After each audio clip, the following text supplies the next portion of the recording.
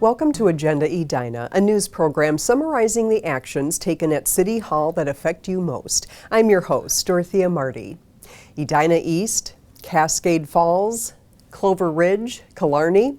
Those are some of the names proposed for Edina neighborhoods as part of the Name Your Neighborhood project.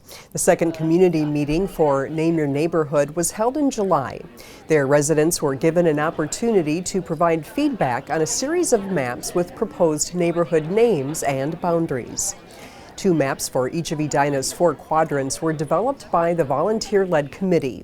All map options can be seen on the city's website at www.edinamn.gov or at City Hall.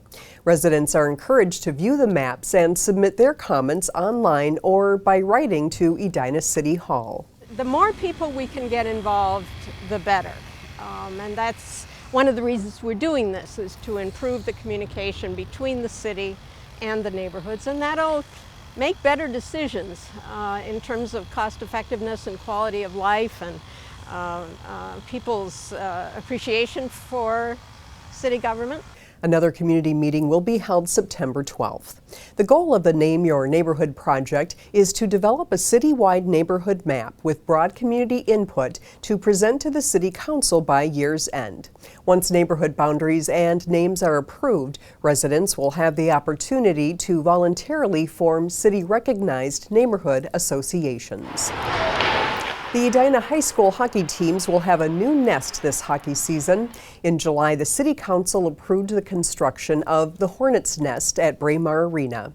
The 2-story expansion will include new locker rooms and associated space for the Edina High School boys and girls hockey teams. The Hornets nest will also include a general sports retail store and Velocity Dryland training facility. In 1960s, the leaders of Edina built arguably the best arena in the state of Minnesota, and since that time there have the players' needs have evolved and changed, and Braemar has changed very little. And the Hornets Nest project is going to put Braemar back on top in terms of one of the best facilities in the state. Private donations are making the project possible. Approval of the $3 million project was contingent on the Drive for the Hive advocates raising nearly $800,000 in private contributions. Edina Public Schools will cover expenses associated with operating the locker rooms. The Edina Hockey Association and Braemar City of Lakes Figure Skating Club will pay a $20 annual surcharge for each of their participants for 20 years. Those sources, along with lease revenue for the training facility and retail area, are meant to cover the costs of the project. The addition is expected to be complete by December 1st. Minnesota's unique indoor park is about to get a facelift. Because Edinborough Park operates in the red, the City Council approved some changes to improve cost recovery there. Edinborough's featured amenities, including Adventure Peak, swimming pool, fitness facilities, birthday party plateau, and Great Hall will remain intact, but most of the park's trees will be removed. Once the trees are removed, horticultural staffing will be reduced and the lighting replaced with a more energy-efficient system. The lower level of the grotto will be filled in to create a larger and more usable and accessible space. All park user fees, including admissions, birthday parties, and pool rental, will be increased. We're going to be able to have additional space for residents that we really didn't have with the grotto. We'll be able to possibly set up some art displays, do some like art demos for kids, some classes. We're also going to be able to make this area handicap accessible, which right now we aren't able to do.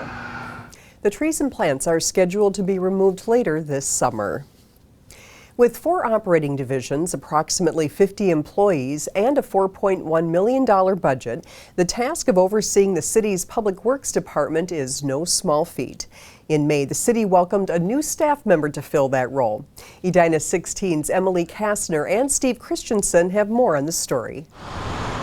Behind the scenes, Edina's Public Works Department is responsible to maintain the city's infrastructure, including streets, sewers, bridges, water mains, wells, hydrants, and sidewalks. The Public Works Department does our best to try to be as inconspicuous as possible. But these 4 operating divisions, streets, utilities, electrical, and fleet maintenance, need an experienced leader. The city hired a seasoned veteran to do just that.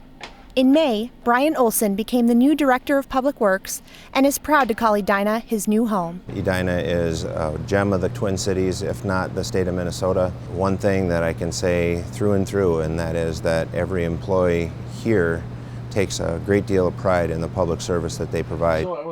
And with more than 20 years of experience at different cities, including New Brighton and Ramsey, Olson is more than qualified to be the leader of this hardworking crew. I think what set Brian apart was, I think he had a really good understanding of the front level workers. He respected and understood the job that they had to do day in and day out. I was interested in public works because the whole primary purpose of me getting into the public sector was to help people. And he has a plan to lead his staff toward an even greater standard of customer service for the residents of Edina. They definitely have their work cut out for them, but the expectations are high, and they've been staffed for success and given the tools necessary in order to do their job effectively. With Steve Christensen, I'm Emily Kastner, Edina 16. When Brian Olson isn't overseeing the city's Public Works Department, he serves as a volunteer firefighter for the City of New Brighton, where he lives. Thanks for watching this episode of Agenda Edina. I'm your host, Dorothea Marty.